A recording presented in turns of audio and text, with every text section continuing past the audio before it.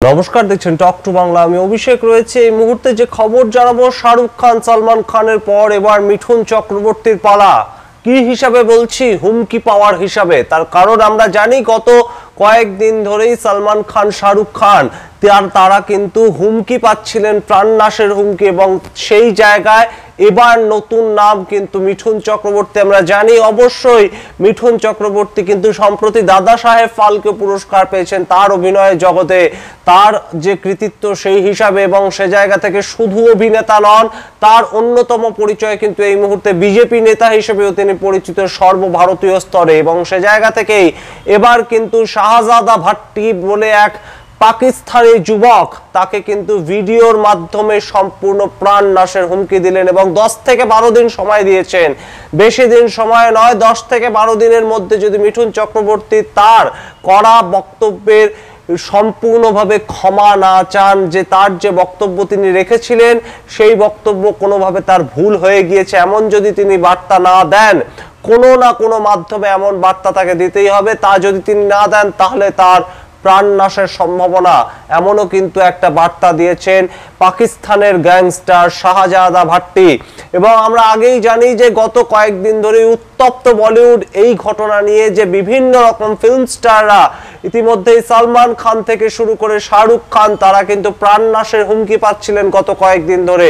এবং সেখানেই কিন্তু এবার মিঠুন চক্রবর্তী, তিনি কিন্তু আমরা জানি যে 400রও বেশি ফিল্ম কিন্তু ইতিমধ্যেই ভারতবর্ষের যে সাধারণ জনতা তাদেরকে তিনি গিফট করেছেন, 3বার ন্যাশনাল অ্যাওয়ার্ড পেয়েছেন, ইতিমধ্যেই রিসেন্টলি তিনি দাদা সাহেব ফালকে পুরস্কার সম্মানিত হয়েছেন। এবং আপনাদের জানিয়ে রাখি যে পলিটিক্যাল একজন ব্যক্তিত্ব হিসেবেও কিন্তু অবশ্যই খুব কৃতি একজন পলিটিক্যাল ক্যারিয়ারে দিক থেকে কিন্তু মিঠুন চক্রবর্তী তিনি রয়েছেন। তিনি এই মুহূর্তে বিজেপিতে কিন্তু একজন স্টার, একজন ক্যাম্পেনার হিসেবে তিনি কাজ করছেন। এবং তিনি গত কয়েকদিন আগে পশ্চিমবঙ্গে যে সদস্য সংগ্রহ অভিযান সেই কর্মসূচি বিজেপি রেখেছিল, সেখানে অমিত শাহ ভারতের কেন্দ্রীয় স্বরাষ্ট্রমন্ত্রী এবং অবশ্যই বিজেপির এই মুহূর্তে সেকেন্ড ইন কমান্ড, তিনি উপস্থিত থাকা অবস্থাতেই কিন্তু মিঠুন চক্রবর্তী তিনি বেশ কিছু উস্কানিমূলক মন্তব্য রাখেন, তাই নিয়ে কিন্তু সমালোচনার ঝড় হয় এবং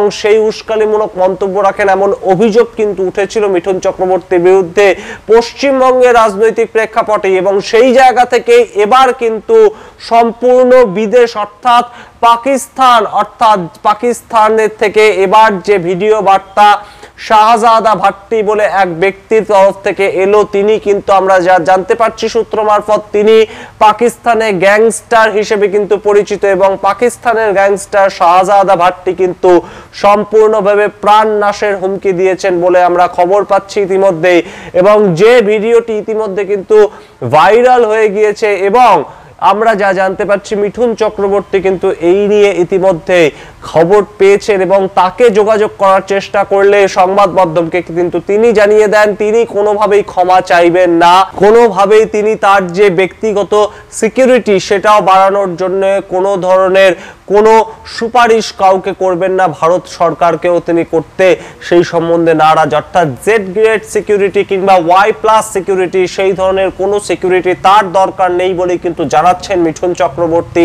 আমরা জানি মিঠুন চক্রবর্তী মানেই গরম গরম ডায়ালগ, আমরা জানি মিঠুন চক্রবর্তী মানেই কিন্তু পর্দায় একবার তার পদার্পণ হলেই কিন্তু একদম দর্শক আসন ফেটে পড়ে। সেই ভঙ্গিমাতেই আমরা দেখেছিলাম ইজেডসিসি, এই যে অডিটোরিয়াম সল্ট লেকে, সেখানে কিন্তু মিঠুন চক্রবর্তী তার যে নিজস্ব ছন্দ, তার যে ডায়লগ বলার ব্যক্তিত্ব, সেইভাবেই কিন্তু তিনি বক্তব্য রেখেছিলেন। এবং সে জায়গা থেকেই তিনি কোথাও গিয়ে হিন্দুদের সপক্ষে, আবারও বলছি, তিনি হিন্দুদের সপক্ষে ভোট যাতে হিন্দুরা দিতে পারে সেই ধরনের কিছু মন্তব্য রেখেছিলেন। এবং সেক্ষেত্রেই হয়তো কিছু উস্কানিমূলক মন্তব্য তিনি রেখে ফেলেছিলেন, তেমনইও কিন্তু অভিযোগ উঠেছিল মিঠুন চক্রবর্তীর বিরুদ্ধে। এবং রাজনৈতিক স্তরেও কিন্তু পশ্চিমবঙ্গে এই নিয়ে যথেষ্ট জল্পনার সৃষ্টি হয়, কিন্তু মিঠুন চক্রবর্তী তখনও কিছু ক্ষমা চাওয়ার মতন কোনো বক্তব্য তিনি রাখতে নারাজ ছিলেন। এবং এখনো শাহজাদা ভাট্টি পাকিস্তানের গ্যাংস্টার তাকে প্রাণনাশের পর্যন্ত হুমকি দিলেও তিনি কিন্তু কখনোই তার যে স্ট্যান্ড পয়েন্ট সেখান থেকে পিছপা হতে নারাজ। সুতরাং আমরা অবশ্যই নজর রাখবো যে মিঠুন চক্রবর্তী তিনি কয়েকদিন আগেই যেমন বলেছিলেন যে 28 বছরের মিঠুন চক্রবর্তী হিসেবে তিনি বক্তব্য রাখছেন, সেই মেজাজেই মিঠুন চক্রবর্তী থাকেন নাকি সালমান খানের মতন তাকেও সিকিউরিটি বাড়ানোর ব্যবস্থা করতে হয়, নাকি পরবর্তীতে ভারত সরকারের মাধ্যমেই কিংবা বিজেপির মাধ্যমেই মিঠুন চক্রবর্তীর সিকিউরিটি বাড়ানোর চেষ্টা করা হয়। সেই সমস্ত খবর জানাবো আপনাদের আরো একবার জানিয়ে দিই যে শাহজাদা ভাট্টি পাকিস্তানের এক গ্যাংস্টার হিসেবে তিনি পরিচিত। তিনি কিন্তু মিঠুন চক্রবর্তীকে প্রাণনাশের হুমকি দেন এবং মিঠুন চক্রবর্তী তার যে রিসেন্টলি কয়েকটি পলিটিক্যাল শো ছিল, পলিটিক্যাল ক্যাম্পেইন করার ছিল পলিটিক্যাল মঞ্চ থেকে, তিনি ধর্মীয় ভাবাবেগকে আঘাত করেন তার বক্তব্যের মাধ্যমে। সেই অভিযোগ এনে কিন্তু এই ধরনের একটি ভিডিও পোস্ট করেন শাহজাদা ভাট্টি এবং সংখ্যালঘুদের প্রতি কটাক্ষ করেছেন মিঠুন চক্রবর্তী, এমনই কিন্তু অভিযোগ শাহজাদা ভাট্টির পক্ষ থেকে এসেছে। পরবর্তীতে মিঠুন চক্রবর্তী তার বক্তব্য রাখার সময় সচেতন থাকেন কিনা, এই ধরনের বক্তব্য তিনি ফার্দার রাখেন কিনা, এবং এই যে বক্তব্যের মাধ্যমে একটা সমালোচনা তৈরি হয়েছে, এই যে বক্তব্যের মাধ্যমে তার কাছে হুমকি পর্যন্ত এসে পৌঁছচ্ছে, সেই পরিপ্রেক্ষিতে তিনি ক্ষমা বার্তা চান কিনা, সেই সমস্ত খবর জানাবো আপনারা দেখতে থাকুন টক টু বাংলা। ভুলবেন না টক টু বাংলা ইউটিউব চ্যানেলটিকে সাবস্ক্রাইব করতে। ধন্যবাদ।